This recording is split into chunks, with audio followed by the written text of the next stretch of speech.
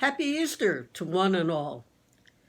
To say that this is strange, wishing everyone a happy Easter from the study in my apartment rather than from our church, is bizarre. And I think I probably speak for all of us when I say that I wish I was in church with all of you. Easter is a family holiday. We celebrate it not only with our loved ones, but most importantly, we celebrate it as a church family. We've all been in the state of isolation now for about a month, and we've been slowly adjusting to it as a necessary lifestyle for now. But today, on Easter Sunday, our physical distance from each other really hits home in a truly profound way. So what does Easter Sunday look like in the midst of a pandemic? More and more of us are contracting the virus, and more of us are suffering the loss of loved ones. What can Easter Sunday possibly mean while we are in deep mourning for those who we have lost, or are sick ourselves, or are worried about getting sick? How can we celebrate the Feast of the Resurrection in the midst of this crisis? The answers to such questions can't be glib or ignorant of the reality in which we now live. But the truth of Easter and the reality of the resurrection are at the very heart of Christian faith. And the fact of the matter is that Jesus came, suffered, died, and was resurrected for exactly a time such as this. Resurrection can, and often does, follow periods of terrible suffering, but resurrection, without exception, always follows death. It is always the precursor. Death always feels dreadful to us. Losing someone dear to us is the deepest pain most of us will know in our lifetimes.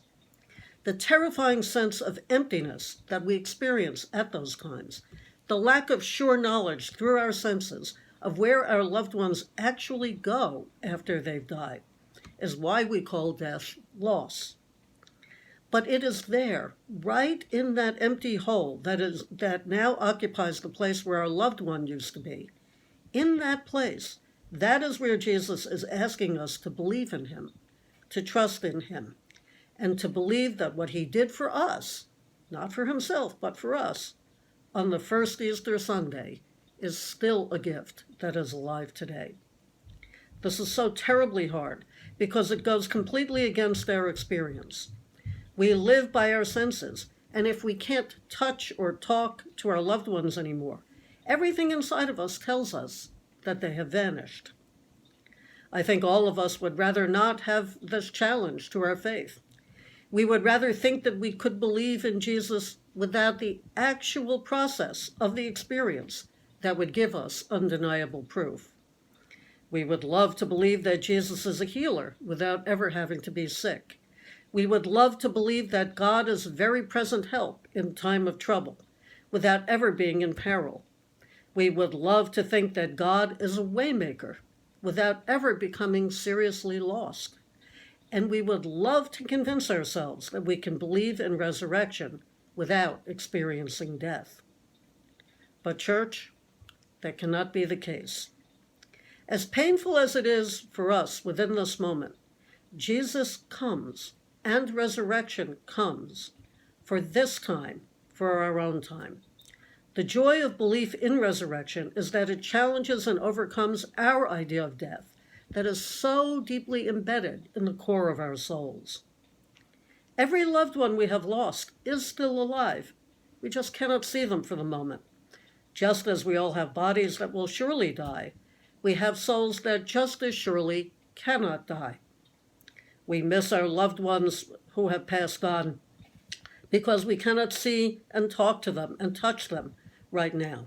We cannot share our lives with them right now, but we will surely share eternity with them once we too have passed on the way that they have. And on the day of this feast of Jesus' resurrection, we also know again, just as surely, that there will come a day when not only our world, but all of creation will be redeemed, and that for eternity. Let's talk about our world for the moment. All of us find the way we are living now uncomfortable, even frightening, with very real challenges. But let's have the courage to ask some troubling questions. What exactly were we doing as a society, as a country, before this pandemic hit with such speed and such force? What were our priorities? How were we treating each other? Who in our society were we valuing the most, and who were we valuing the least? What was it we thought we could not live without? I think we could all agree that there was much, of course not all, but much, that was not at all healthy or just or loving about the way we were living and how we were spending our time and our resources a little over a month ago. It's astonishing how quickly those things that we thought were unchangeable changed, how easily the rocks upon which we stood disappeared in the blink of an eye. I'll give you just one small example from thousands or millions of a sudden shift. Remember that for a while now, but particularly over the past few years, there was a rising tide of acrimony against experts, particularly scientists, whose training and knowledge and dedication were dismissed with impunity. Well, that changed very quickly, didn't it? Now, the vast majority of us are hanging on every word from medical doctors and from those who are working on developing tests, treatments, and vaccines for the coronavirus. Experts have swiftly come back into prominence and are again commanding respect. Remember, things must die before they are resurrected. The abrupt halt to our way of life has caused us a great deal of physical, mental, economic, emotional, and spiritual pain. But this stoppage is also an opportunity for resurrection. The end of our usual busyness and the constant stream of demands and distractions have given us an opportunity to step back and take a good hard look at our lives and at our world. I've been getting phone calls, as I'm sure many of you have, phone calls, emails, texts, from friends and relatives all over the world who I haven't heard from in years, but who now want to be in touch. We realize now how much we need to hold hands, even over the phone, in order to feel human. This is a step in the right direction of restoring the deepest gifts of our humanity that have too often been co-opted by such activities as trolling and shaming on social media recently. And we are appreciating people we ignored or even looked down upon in the recent past. Grocery store workers, delivery people, MTA bus drivers, even truck drivers. They've all become our lifelines. Our doctors and our nurses and first responders and all of their support personnel have rightly become our heroes. There's nothing wrong with looking up to sports figures and entertainers, but adulation and certainly gratitude should be given every day to people who are dedicated to their jobs, no matter what they do. This, too, is a beautiful sign of resurrection. Because so much of what we were doing and much of the way we had organized our society and our priorities needs to die, once this crisis ends, we must nurture the seeds of resurrection and resist the temptation to return to old, bad habits with all of our strength. Once this crisis ends, we will step out of isolation and into a new world. What we once considered normal will never be the same again. Just as Mary came to the tomb expecting to find the old Jesus, who she knew and loved, we too may have trouble recognizing the new if we keep longing for and searching for the old. We worship a God of new things, new life, new health, new resurrection.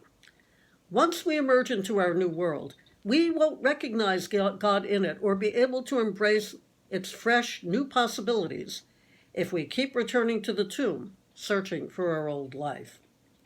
God is always on the move, but the God who is always faithful and always good, the God who sent his Son to be with us in every suffering that life can throw at us, that God will provide the means of new life from death. It has already begun. That is the true promise of Easter. So with that, we can say, Alleluia, Christ is risen. The Lord is risen indeed. Alleluia. I hope to see you all soon.